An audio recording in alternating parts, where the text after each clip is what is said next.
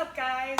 Jen Rivas here, your health coach and holistic nutritionist, and I'm doing my first video in my new kitchen. Woo!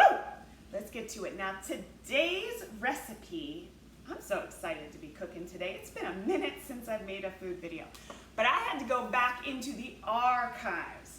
Like, I'm talking OneDrive, like go back 8 years ago and start looking at some recipes of when I was a personal cook.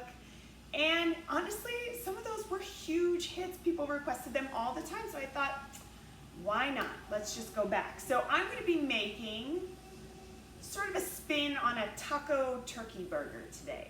I got to be honest, like this is just my MO. I pulled up the recipe. I'm looking at the stuff. I'm like, don't have that, but I could sub this and then do that. So it's actually nothing like the recipe at all, but I get inspiration that way and it just kind of turns into what it is. So 5 pounds of turkey, a lot, you think, right? Okay, listen, one of the biggest tips I share with my clients is that you've got to batch cook. And 5 pounds seems like an immense amount of ground turkey, but I've got 3 young girls that eat like they are grown men. I don't know how that happens. I'm happy that they have such a great appetite and that they eat good food, but dang, I swear every time I go to fix a recipe, I'm gonna have leftovers. I never do. So I was like, 5 pounds in the bowl, here it goes, all right? So to that 5 pounds of ground turkey, now obviously dial it down if you don't wanna make, 37 burgers. But I am. I usually honestly do about a teaspoon per pound of salt, unless whatever spices I'm using already have salt in it. But I also like my stuff a little on the salty side. So maybe you want to start with about a ½ teaspoon of salt per pound of meat.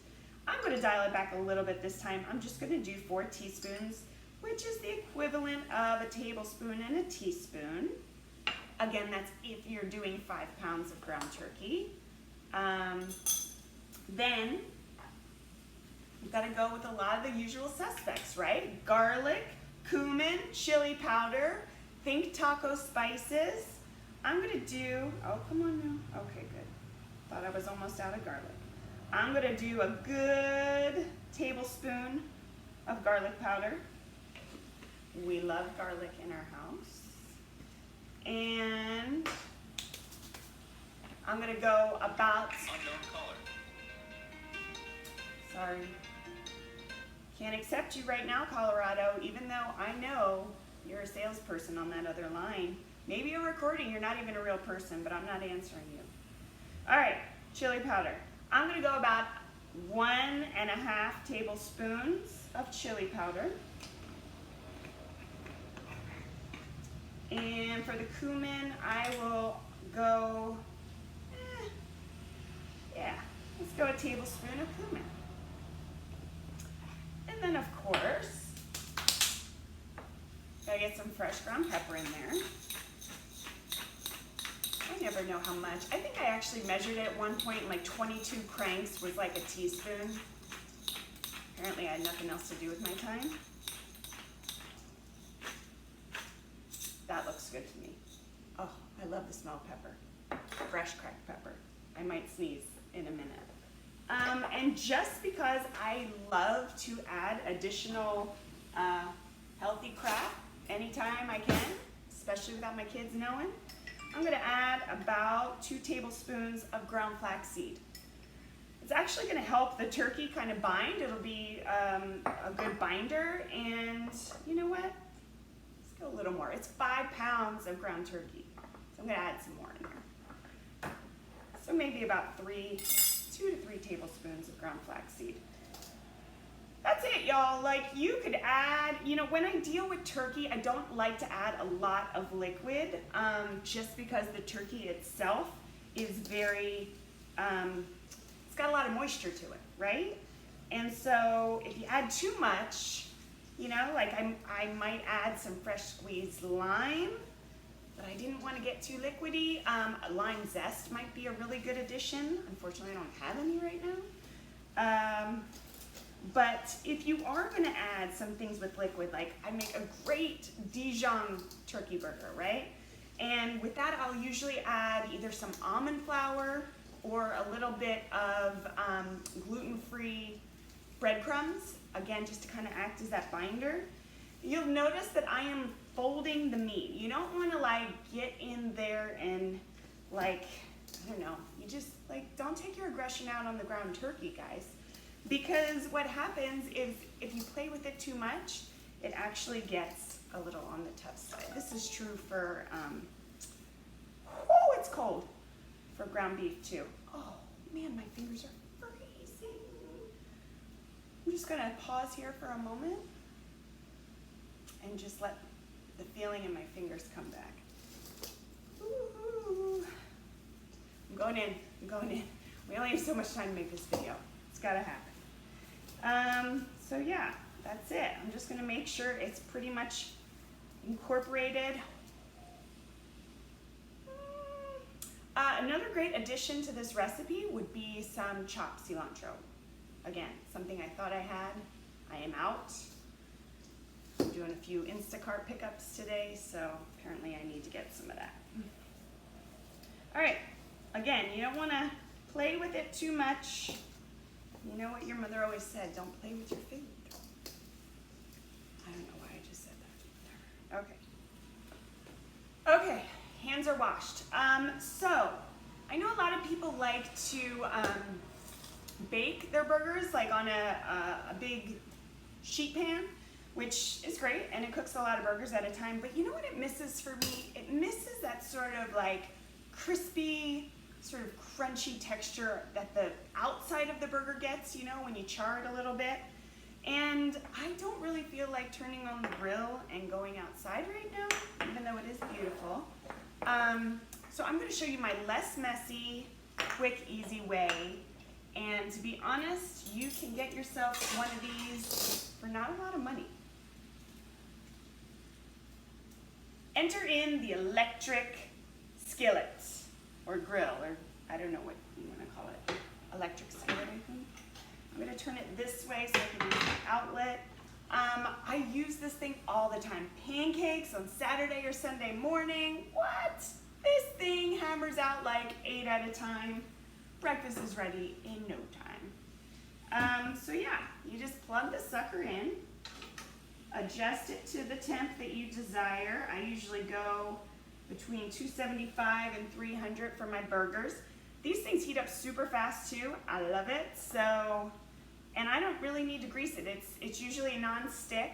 And like I said, I don't know, it's been a long time since I bought this. It's lasted forever. I don't think they cost that much.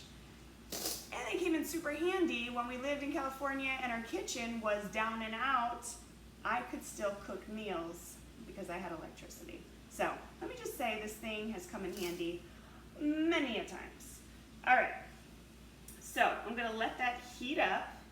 It's like back in my bartending days. Let me just stick this right there so I got, Okay, it's heating up,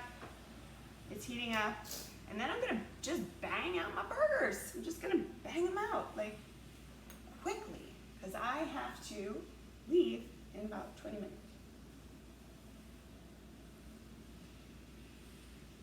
Don't forget to hydrate. Oh man, I need to turn silent mode when I do these videos. All right, I feel it. I feel the heat escaping. They just come in handy sometimes, you know? All right, let's get to it. So I just put it in maybe the size of a baseball, okay? And just squish it down. Oh, one already got on there. Keep in mind your turkey burgers will shrink. Beef, not so much. Turkey, abso-frickin-lutely. So make them big and flat, bigger than you think you need to, because they will shrink.